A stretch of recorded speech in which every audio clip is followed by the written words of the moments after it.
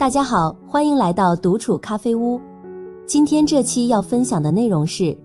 50加女人夏天穿衣，色彩搭配3穿3不穿，这4个显贵色，富态拉满。希望你喜欢，订阅支持。到了夏天，衣柜里的衣服是不是总觉得颜色不对味？穿来穿去不是显得沉闷老气，就是肤色暗沉，毫无精神。其实50岁后的女人最该注意的，不再是款式的夸张与否，而是色彩的选择。穿对颜色比穿对衣服更重要，不仅能立刻提亮气色，修饰身形，更能让你在人群中自带光彩，优雅又有底气。今天这期咖啡屋和你分享的是夏季穿搭中最显贵、最减龄的富贵色搭配法，避开3大显老色，掌握3个配色技巧，从此轻松穿出精神气，穿出好气色。1.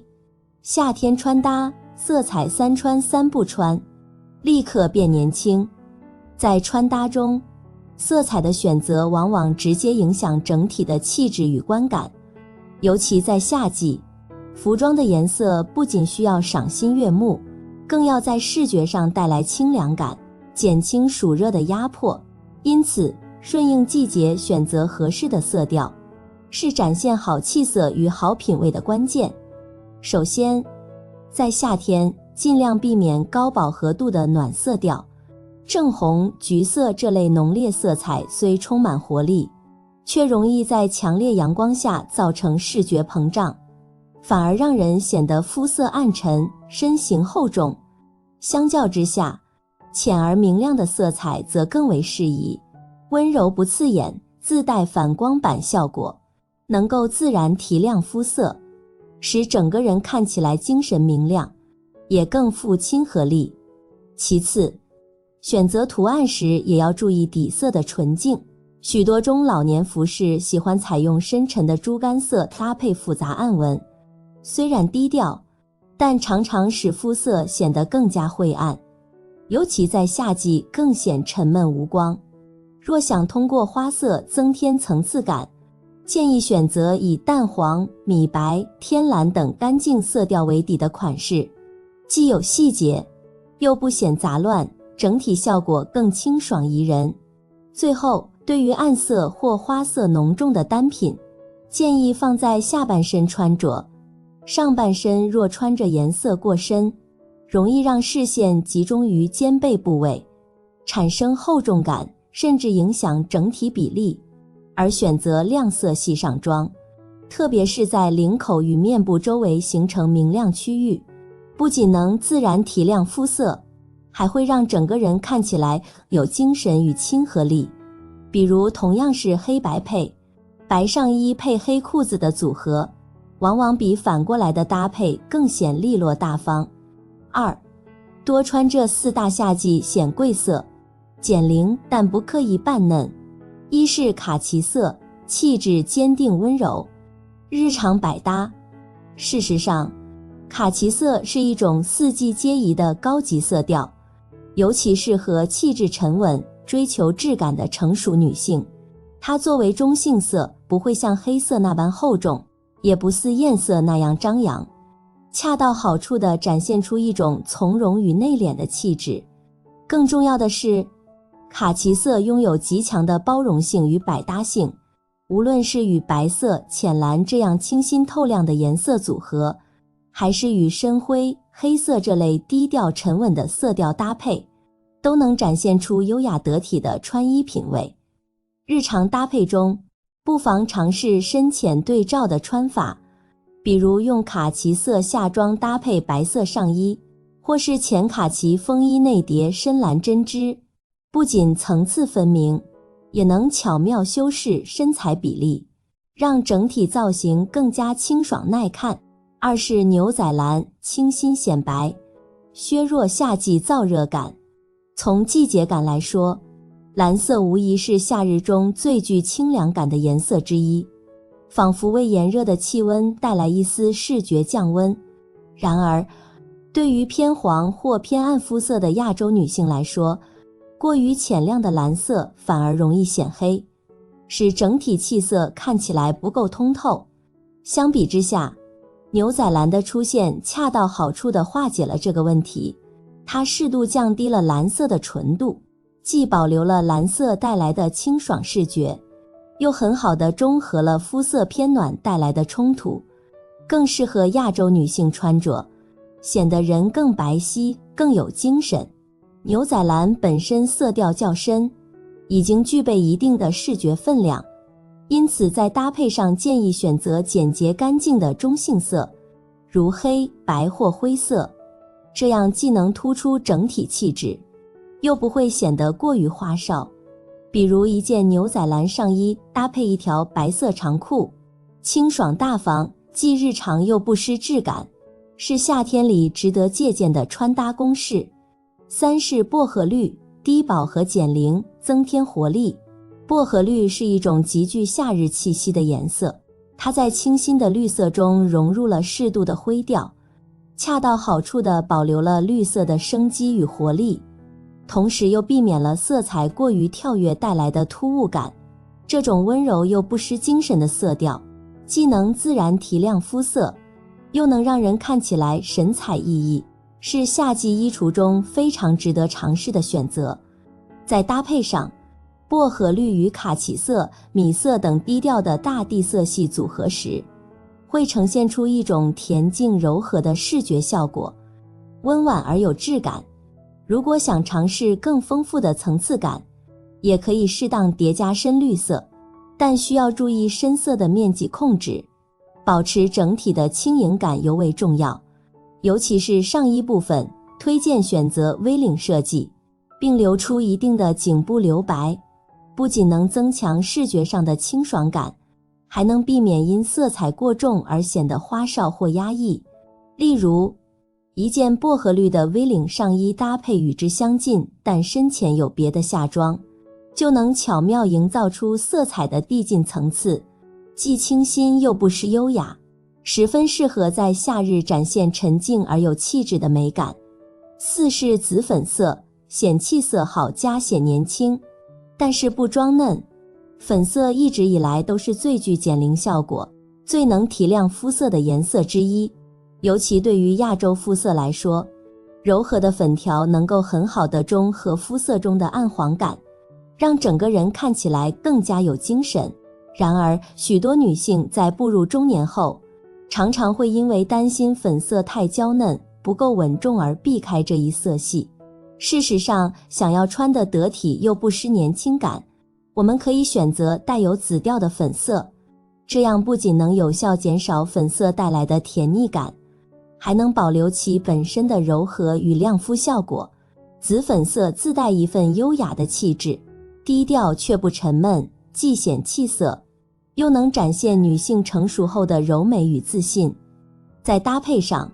紫粉色非常适合运用于成套装扮，例如一身简洁利落的紫粉色套装，整体和谐大方。也可以选择紫粉色上衣搭配素雅的半裙，既温柔又不张扬，营造出沉静有层次的美感，非常适合日常通勤或夏日聚会穿着。3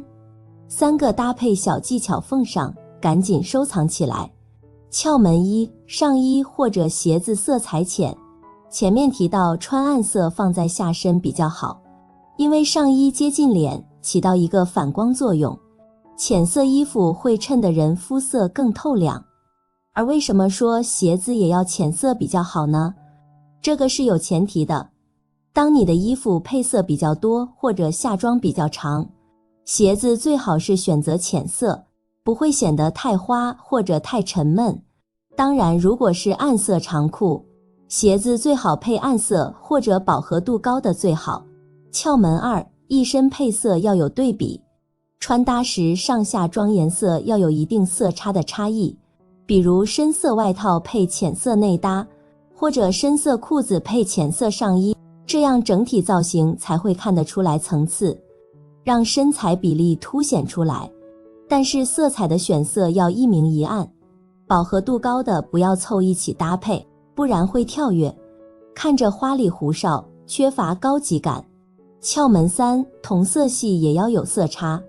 当然了，这也包括同色系的搭配，也最好是有色差的，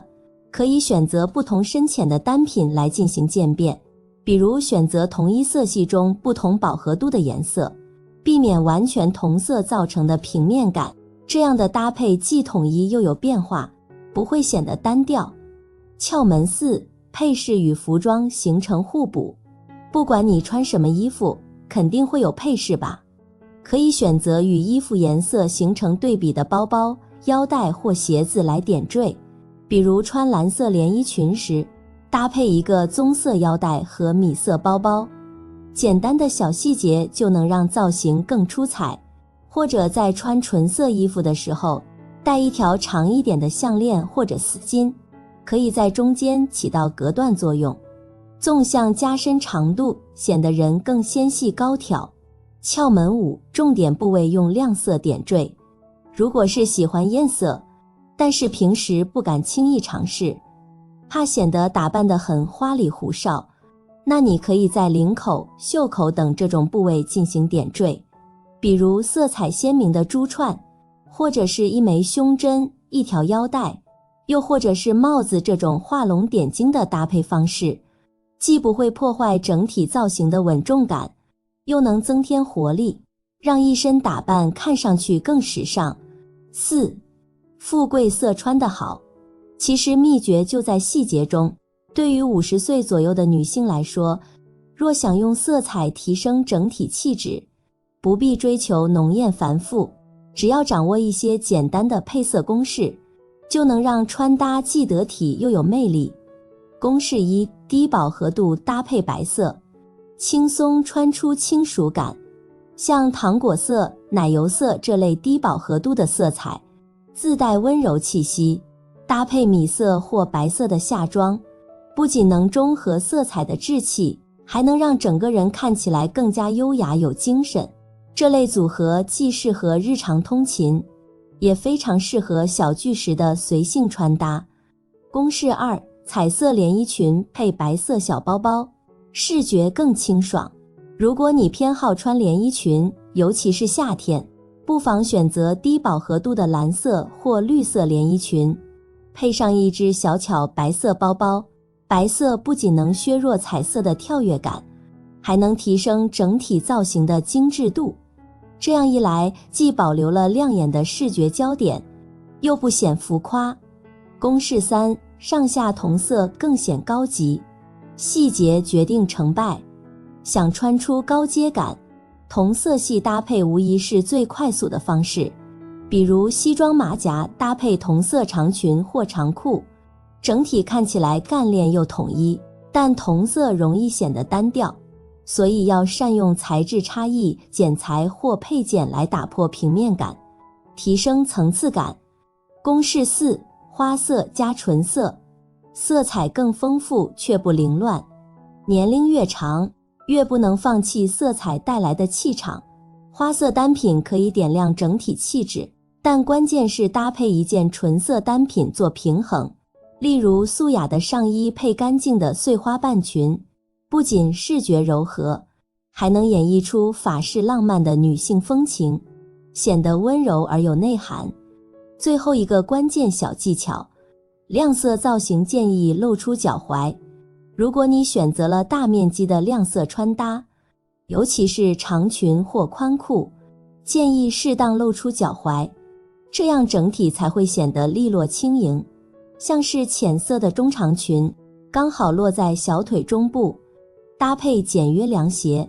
不仅避免臃肿，还能提升整体时尚感。这些看似简单的搭配公式与细节处理，才是真正能让富贵色穿得高雅得体，不失风韵的关键所在。让色彩为你的气质加分，才是优雅女人最聪明的穿搭哲学。人到中年，开始明白，真正的优雅并不是一身华服，也不是昂贵饰品，而是从容得体的姿态，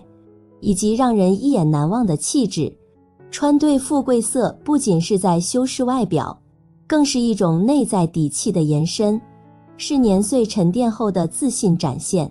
然而色彩只是表面，真正让人越老越有味的是那股深入骨子里的富贵香。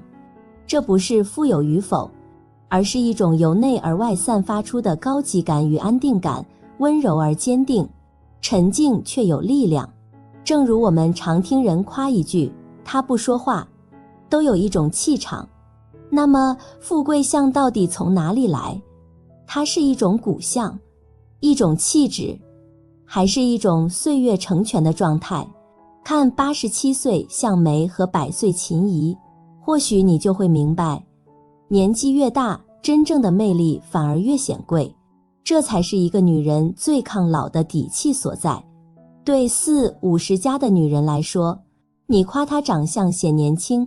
比直接夸她长得好看还要高兴。毕竟冻龄是每个女人毕生追求的愿望，虽然这个愿望在现实生活中根本无法实现，但只要稍微能与它沾点边，比如说保养得好、长相显年轻等，都能极大程度地取悦一个女人的心。而有一类女人天生就具有这个独特的优势，不过这种优势需要耐心等待至35岁以后才能显现出来。35岁之前，她们的容貌很可能并不出众，甚至还会因长相偏成熟看起来有点显老，但等到35岁以后，容貌的优势就逐渐开始显现，没有断崖式衰老，也没有突然就松垮下垂的皮肤，皮相紧贴骨相，35岁时的样子或许能一直保持到50、60岁，甚至70、80岁。后来我才发现，这种长相名叫富贵相，越老越吃香。例如本期我们要讲的向梅和秦怡，就是优雅到老、美到老的典范。1. 岁月从不败美人，看向梅和秦怡就知道，岁月向来最懂得沉淀一位女性的风采。看向梅与秦怡，便明白什么叫做真正的美人从不败于时光。她们的美不在于一时的惊艳，而在于历经岁月磨砺后，依然从容自若、端庄优雅。向梅，荧幕上的经典形象令人难以忘怀。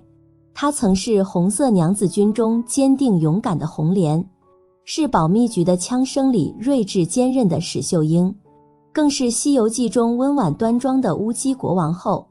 这些角色不仅奠定了她在影坛的地位，也展现了她极强的塑造力和深厚的艺术修养。而生活中的她，则是温和谦逊、举止有度的典范，以一贯优雅的仪态，诠释了岁月不败美人的真正内涵。秦怡的美，